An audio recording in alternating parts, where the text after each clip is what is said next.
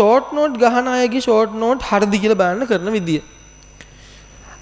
හරි. ඔන්න මම ෂෝට් නෝට් එකකට කොටසකින් පටන් ගන්නවා. කාගේ හරි නෝට් එකක් මට එවන්න. ෂෝට් නෝට් එක කියන්නේ පුංචි අකුරෙන් ලියන එක නන් නෙමෙයි. ඔයාගේ ෂෝට් නෝට් එක ඔයා පුංචි අකුරෙන් ලියන්න යන්න ඕනේ. ඔයාගේ සාමාන්‍ය අකුරෙන් ලියන්න. මම ඒ නිසා ඔක මේ පාර අපේ ෂෝට් නෝට් සිස්ටම් එකක් ක්ලාස් එකෙත් යනවා. ඔයගලන්ට මම මේ පාර මේ ෂෝට් නෝට් එක හදන ටියුට් එකේ يعني ෂෝට් නෝට් එකක් වලට දෙනවා ක්ලාස් එකේදී මම නිකන් මම දෙන එක. ඒක මම දිලා හරියන්නේ නැහැ. ඔක ඔයගොල්ලෝනේ හදාගන්න. මම ඒකේ නම දැම්මේ ෂෝට් නෝට් කියලා නෙමෙයි. මම ඔකට කියන්නේ ඇබ්ස්ට්‍රැක්ට් නෝට් කියලා. එතකොට මේ වචන වලට යන හින්දා මම කල්පනා කරා ඒක ෂෝට් නෝට් කිව්වට හරියන්නේ නැහැ කියලා. ඔකට මම කියන්නේ ඇබ්ස්ට්‍රැක්ට් නෝට් කියලා.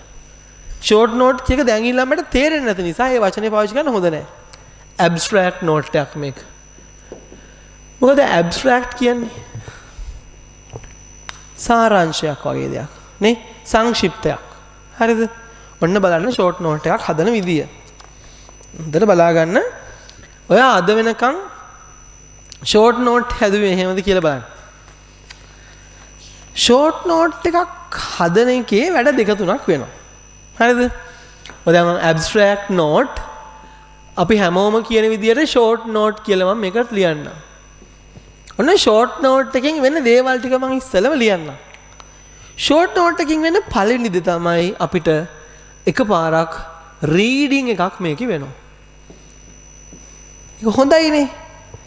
ෂෝට් නෝට් එකක් ගහන යනදී අපේ අතින් කියවෙනවා අපිට රීඩින් වෙනවා. හොඳයිනේ. ඒ කියන්නේ සාමාන්‍ය ළමෙක් විසාමාන්‍ය ළමෙක් පාඩම් කරනවා කියලා කියන්නේ ඔන්න ඔකට. සමහරට ඔබත් අපි පාඩම් කරනවා කියලා ගොඩක් වෙලාවට කියන්නේ රීඩින් නේ. අපි ගොඩක් දෙනෙක් පාඩම් කරනවා කියලා කියන්නේ මොකද්ද? පුටුවේ වාඩි වෙලා හෝ කකුල් දෙක උඩ තියාගෙන හෝ සෝෆා එකේ කොහේ හරි තැනකට ගිහිල්ලා නෝට් එක කියවන එක නේද? අවංකව මට කියන අතුසන්න අද වෙනතුරු පාඩම් කරනවා කියලා ඒ දේ කරපු අතුසන්න. ඔතෙන් මේ මෙන්න මෙහෙමයි කරන්නේ. පාඩම් කරනවා කියන්නේ කියවනවාම නෙමෙයි. ඒකට කියන්නේ රීඩින්. කියවීම. කියවීම එකක්, පාඩම් කිරීම තව එකක්. පාඩම් කිරීමයි කියවීමේ සම්බන්ධයක් තියෙනවා. ඒක හරි. කියවලා පාඩම් කරන්න පුළුවන්. මේ ෂෝට් නෝට් එක කියන්නේ පාඩම් කරනවා හා සමාන එකක් කියලා මම කියන්නේ ඒකයි. පාඩම් කරන්න පුළුවන් එක එක ක්‍රම වලට. මනස නිදහස නැති කෙනෙක් නම්, තමන්ගේ හිත හීලා නැති කෙනෙක් නම්, එයාට පාඩම් කරන්න පුළුවන් හොඳම ක්‍රමයක් තමයි ලියන ක්‍රමය. ඒක ෂෝට් නෝට්ම වෙන්න ඕනේ නැහැ. එයාට පුළුවන් ගෙදර වයිට් බෝඩ් එකක් තියාගෙන පාඩම් කරන්න හිත එක තැනකට එන්නේ නැති කටියට තමයි හොඳම වැඩේ ලියන එක. එයාට පුළුවන් කටුකොලවල, يعني ඔය one side papers තියෙනවනේ, ඒව අරගෙන ලියන්න පුළුවන් තමන්ගිට අවශ්‍ය දෙයක් නෝට් එකක් වගේ ලියන්න පුළුවන්. එතකොටත් අපේ මනසට දෙයක් වදින්නකොට ඉන්ද්‍රියන් කීපයකට යන්න පුළුවන් නම් හොඳයි. يعني වදන්න අපේ රූප අර දන්නවනේ සෙන්ස මේ රූප, ශබ්ද, ගන්ධ බෞද්ධ අවුදිර කියන්න ඕනේ නැහැ. මොන විදිහට ගතත් අපි මේ ඕනම කෙනෙක් දන්නවා සෙන්සස් මොනවද අපිට දැනෙන? මනසට දැනෙන සෙන්සස් මොනවද? සංවේදන මොනවද? විෂන් එක, රූප නේ, ශබ්ද, හියරින් අපිට ඇහෙන දේවල්. ඊට පස්සේ ස්මෙල් එක නේද? ටේස්ට් එක. ඊට පස්සේ ටච් එක. ඕවා තමයි අපිට දැනෙන සෙන්සස් ටික. ඉතින් මේ සෙන්සස් වලින් එක සෙන්ස් එකකට වඩා දෙයක් යන්න පුළුවන් නම් අපිට දැනෙන ප්‍රමාණය වැඩි. දැන් ඔයා හිතන්නකෝ ඔයාට කියවනකොට මොකද්ද වෙන්නේ? I1යි ඔයා අහලා දිනවද අර මේ හාමුදුරුවරුන්ට පාඩම් කරන්න කියලා දීලා තියෙන්නේ කොහොමද ඉස්සර පිරිවෙන් කාලේ? හයියෙන් කෑ ගහලා. ඇයි පොඩි හාමුදුරුවනේ. මනස එච්චර දියුණු නෑනේ පොඩි හාමුදුරුවනේ. පොඩි හාමුදුරන්ට ලොකු හාමුදුරුව පාඩම් කරන්න කියන්නේ හයියෙන් කවි කෑ ගහලා ගාත කියලා. ගාතයෙන් පාඩම් කරන්නේ හයියෙන් කියලා. ඇයි අර පොඩි කෙනාගේ මනස හීලා නෑනේ. එයා හයියෙන් කියනකොට හිත කන්ට්‍රෝල් වෙනවා. තේරෙනවද? ඒතර S2 දකින්නවා ශබ්ද නගා කියවනවා. ඔන්න බලන්න වැඩ දෙකයි. S2 දකින්නවා. කියවනවා හයියෙන්. ඒක Tamanටමත් ඇහෙනවා. මම කියන්නේ Tamanටමත් ඒක ආයමත් ඇහෙනවා. එයාම කියන එක යාටමත් ඇහෙනවා. බලන්න ඒතර වැඩි ඉන්ද්‍රිය ප්‍රමාණයකින් අපි එක ගත්තා. කැප්චර් කරගත්තා නේ? අන්න ඒ හින්දා ඔයාට පුළුවන් එහෙම පුළුවන් තමන්ගේ හිත කන්ට්‍රෝල් නැත්නම් චුට්ටක් ඇහෙන්න Tamanට ඇහෙන්න පාඩම් කරන්න. සමහර කට්ටිය මුළු ගමට වැහෙන්න පාඩම් කරන කට්ටිය ඇති. අවුලක් නැහැ ඒක. අහපහල ගෙවල් වලින් කම්ප්ලේන්ට්ස් නැත්තම් ප්‍රශ්නයක් නැහැ. හරිද? එහෙම නැත්තම් පොඩි තමන්ගේ රූම් එකේ තනියම පාඩම් කරත් ඔයාට පුළුවන් ඕනනම් ඔයාට ඇහෙන ගානට සවුන්ඩ් කරලා කියන්න. හරිද? හරි දැන් කොහොමද මේ නෝට් එකකින් අපි ගන්න ඇබ්ස්ට්‍රැක්ට් දැන් ඔය රීඩින් වෙන හින්දා හොඳයි මේක. රීඩින් විතරක් නෙමෙයි කරන්න මම මේ නෝට් එක ගන්න මෙන්න මේකේ කියලා මෙන්න මෙහෙම. motherboard the primary circuit දැන් motherboard කියම එක පාටම දන්නද කෙනෙක් නෑ කියන motherboard කියන්නේ මොකක්ද කියලා හිතන්න පුළුවන්. දැන් ඔයා මේ ඡේදේ short note එක ගන්න ඉතින් මම කියලා දෙන්නම්. motherboard the primary circuit board inside your PC is its motherboard. All components inside and out connect through the motherboard in some way. The other components listed on this page are removable and thus replaceable without replacing the motherboard. දැන් ඔක ටිකක් දුර කියවන් යද්දී අපි නිකන් අපිට හෙනාටම හිත එක තැනක නැත්තම් මේ කියපු ටික ඔක්කොම කැප්චර් වෙන්නේ නැහැ නේද? දෙපාරක් තුන් පාරක් කියවන්න ඕනේ මේකේ ඔළුව දෙයන්නේ නේ. දැන් සමහරවිට අපි පත්තරයක දෙන නිවුස් එකක් එක්කෝ පෝස්ට් එකක තියෙන ආටිකල් එක Facebook එකේ වෙන්න පුළුවන්. අහරව කියවපු ගමන්ම තේරෙන්නේ නැහැ. ආයෙ දෙපාරක් විතර අපි කියවනවා. එහෙම නැත්තම් දෙවෙනි එක අපේ මනස එක තැනක නැති එක. ඒ නිසා ඔයාට පුළුවන් ඔයා ලියනකොට මේකේ දැන් ඔන්න බලන්න දැන් motherboard the primary circuit board inside your PC is its motherboard. දැන් ඔය වාක්‍ය ගන්නකො. ඔය වාක්‍යෙමේ වචන the primary මම ඒ වාක්‍ය ලියන්නම් the මේ පොඩි කාලේ කියන්නවා මේ සාරාංශ කිරීම කියලා. primary circuit board inside your PC. දැන් මෙතන බලන්න the වැඩක් තියෙනවද? නැහැ නේද? භාෂාව දන්න ඔක්කොම මේක කරන්න බෑ මේ අවුරුදු 5 ළම මිනිස්සෙකුට. මේකට ඔයා භාෂාව දැනන් ඉන්න ඕන. ඒ කියන්නේ ඔයාට මම කිව්වොත් ඔන්න මෙහෙම හිතන්නකෝ. ඔන්න මම පොඩි ටෙස්ට් එකක් කරලා බලන්න. හරි?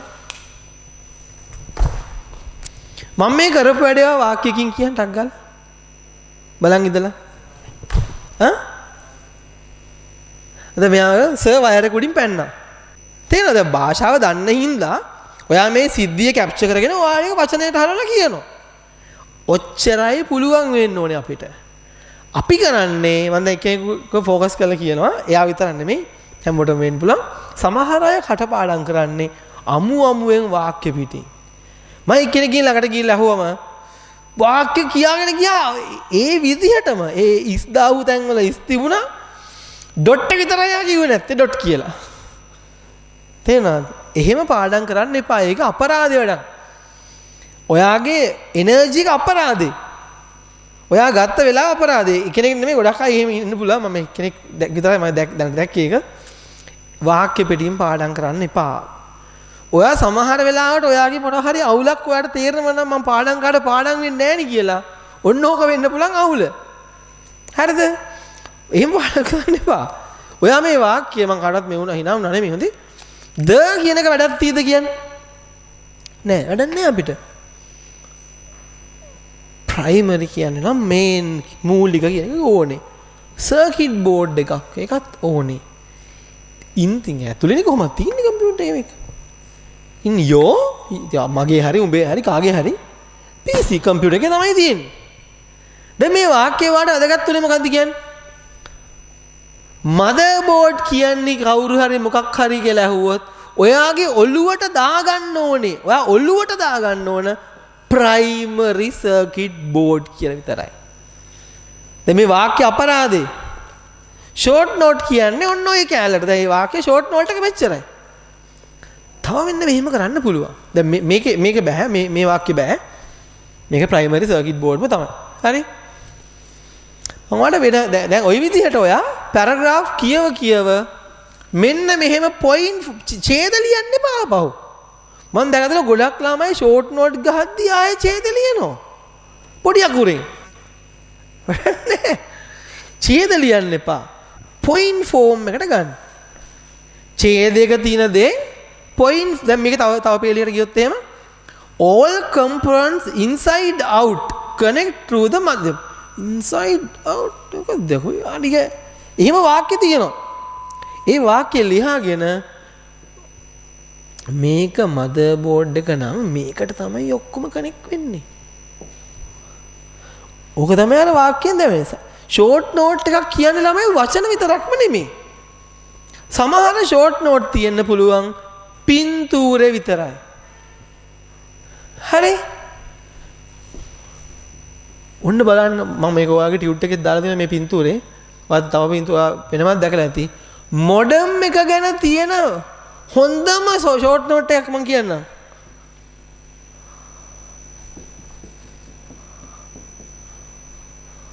ගොඩක් තැන්වල මේ පින්තූරේ පාවිච්චි කරනවා.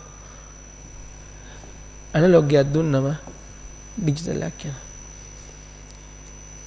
pulse code modulation PCM තේරුම ලියාගත්තා.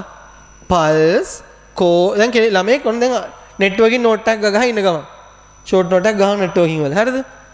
pulse the pulse code modulation is a technique is ඔක්කොම එහෙම ඕනේද? මෙච්චරයි. PCM කියන්නේ pulse code mod ඇති. ඇයි මේක මේ කරන්නේ A level එකපාරක් මේ ස්ටඩි කරන ළමෙක්. ඌ mod කිව්වම modulation කියලා දන්නවා. IT නොකරපේකට mod කියලා හරියන්නේ නැහැ. හරිද? මේක ටික දවසක් ගියාට පස්සේ pulse ඕනෙත් නැහැ. පල් ඇති. හරිද? ඇයි අපි ටක් ගාලා මේ short note එක වලින් ටක් ටක් ටක් ගාලා අපි බලා ගන්න. පුළුවන්ද කියලා. හරිද? ඒතර pulse අපි ඕනම් pulse code mod ඇති pulse code modulation මේ PCM එකේ තේරුම. ඒතර ඒක මොකද්ද කියලා කටපාඩම් කරන්න ඕනේ නැහැ. PCM වලින් මොකද කරන්නේ? analog signal එකක් PCM වලින් digital කරන ඕන්න ඔච්චරයි. මට කිව්වා නම් pulse code modulation ගැන short note එකක් ගහන්න කියලා. මෙච්චරයි මගේ short note එක. ආයෙ වෙන මොනවත් නැහැ. තව යාට සමීකරණය ඕන්න. ඒකේ ඒකෙදි අපි ගන්නෙ මොකද්ද? sampling quantizing encoding කරලා ගන්න. එතකොට sample rate වැඩි කරනවා bit depth එකකින්. අපිට හම්බ වෙනවා උත්තරයක් bits per second වලින් උත්තරයක් හම්බ වෙනවා. තව ඕනනම් ඒ කියලා දාගන්න පුළුවන්. නැත්තම් මේ ඇති. දැන් පැහැදිලිද? ෂෝට් නෝට් එකක් කියලා කියන්නේ ඔන්න ඔහොම දෙයකට. ෂෝට් නෝට් කියලා බොරුවට ලියන්න එපා වැල්වට අරන්. ඔයාට අවශ්‍ය දේ කියවලා තේරුම් ගත්ත සාරාංශය ලියන්නෙත් අඩු කළා. ඔයා සාරාංශය තේරුම් අරගෙන ඒක ආයෙමත් ලොකු වචන දාලා ලිව්වට තේරුම්න්නේ නැහැ. තේරුම්න්නේ නැහැ ඒ කරන වැඩි. මොකද ෂෝට් නෝට් එක පළවෙනි දේ තමයි අපි ෂෝට් නෝට් එක ගහනවා. ෂෝට් නෝට් එක ගහලා පැත්තකින් තියන්නේ නැහනේ. ඇයි අපි ෂෝට් නෝට් ගහන්නේ? විභාගේ ලඟ වුණාම බලා ගන්න. විභාගයට පැයකට කලින් ටට් ගාලා පෙරලා බලා ගන්න. තේරෙනවද? මතක තියාගන්න ෂෝට් නෝට් එකක් කියවලා කෙනෙකුගේ ඔළුව අවුල් වෙනවා නම් එයා ෂෝට් නෝට් එක ගහලා නැහැ. මම දැකලා තියෙන දේ තමයි ගොඩක් වෙලාවට ළමයන්ගේ ෂෝට් නෝට් එකෙන් ඔළුව තව ටිකක් අවුල් වෙනවා. ඇයි එහෙම වෙන්නේ? එයා ෂෝට් නෝට් එක හට ගහලා නැහැ. ඇයි කියන්නේ? ෂෝට් නෝට් එක නිකන් බලාගෙන ලියපු අයට වෙන දේ තමයි ඒගොල්ලන්ගේ ඔළුවට ගිහින් නැහැ ෂෝට් නෝට් එක ගහපු වෙලාවේ. ඒ ෂෝට් නෝට් එක සාර්ථක වෙන්න නම් ෂෝට් නෝට් එක ගහලා ඉවර වෙද්දී ඒකේ තියෙන දේ පුළුවන් වෙන්න ඕන. ගොඩක් අය කියන දේ තමයි මම ෂෝට් නෝට් එක ගහලා ඉවර වෙද්දී මට පුළුවන් වැඩක් නැහැ. ඉතින් හරි. ඒකට තමයි මේ ගහන්නේ. ඔයා ෂෝට් නෝට් එක ගහලා ඉවර වෙද්දී ඒ කෑල්ලවට පුළුවන් නම් ඔයාගේ වැඩේ සාර්ථකයි. ඊට පස්සේ ඔයා ආයි ෂෝට් නෝට් එක බලද්දී වට පුළුවන් මේක. ඔයාට මෙහෙම යන්න තියෙන. හැබැයි ඔයා ෂෝට් නෝට් එකක් නෙමෙයි ෂෝට් නෝට් එක. මේව නෙමෙයි. ෂෝට් නෝට් එකක් බලද්දී ඔයාට තේරෙනවා නම් මේක ඇතුලේ මොනවද තියෙන්නේ කියලා වාගේ ඔයාට අවුල් නම් ඒ ෂෝට් නෝට් එකේ ඔයා ලියපු ටිකේ තියෙන කන්ටෙන්ට් එක ඔයාට මතක් කරන්න වෙනවා නම් වැඩේ වෙලා නැහැ. තේරෙනවද මම කියන එක? ෂෝට් නෝට් එකේ වැඩේ වෙලා නම් ඔයාට ඒව මෙහෙම යන්න පුළුවන්. මොකද අය ඔක්කොම දන්නවා. දැන් තේරෙනවනේ? අනිත් දවසේ ෂෝට් නෝට් ගහන්නේ ඒ ක්‍රමයට. පැහැදිලිද? A-level ICT ප්‍රබුද්ධ ශ්‍රීමාල් නුගේගොඩ සැසි හෝමගම සුසිප්කා වැඩි විස්තර www.prabuddhashrimal.lk වෙබ් අඩවියෙන්